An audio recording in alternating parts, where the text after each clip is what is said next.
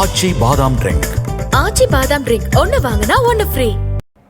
தேர்தலில் கொடுத்த வாக்குறுதிகளை தமிழக முதல்வர் நிறைவேற்றவில்லை என்றால் 50 தொகுதிகள் தலையெழுத்தை நிறைவேற்றக்கூடியவர்கள் நாங்களாகத்தான் இருப்போம் என ஜெபட்டோ அகில இந்திய தேசிய செயலாளர் அண்ணாமலை தெரிவித்துள்ளார்.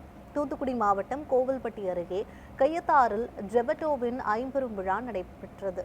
இதில் சிறப்பு அழைப்பாளராக ஐபெட்டோ அகில இந்திய தேசிய செயலாளர் அண்ணாமலை கலந்து கொண்டார். பின்னர் செய்தியாளர்களிடம் பேசிய அவர், திமுக ஆட்சிக்கு வந்ததும் பழைய ஓய்வூதிய திட்டம் கொண்டு வரப்படும் என்ற திமுகவின் தேர்தல் வாக்குறுதி இன்னும் நிறைவேற்றப்படவில்லை என குற்றம் சாட்டினார். இந்த மும்மொழி திட்டத்தை எதிர்க்கிறோம், தேசிய கல்விக் கொள்கையை எதிர்க்கிறோம்.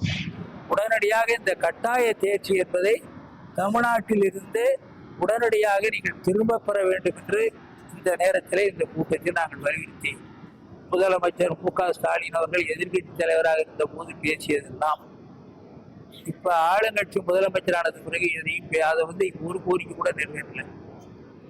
நான் ஆட்சிக்கு வந்தா பழைய ஓய்வு எடுத்த உடனே நீங்க கொடுத்துருவோம்னு சொன்னாரு. 4 வருஷம் முடியும். அந்த 200 இடம் வரும்னா இப்ப 234 வரும்னு சொல்றீங்கல்ல.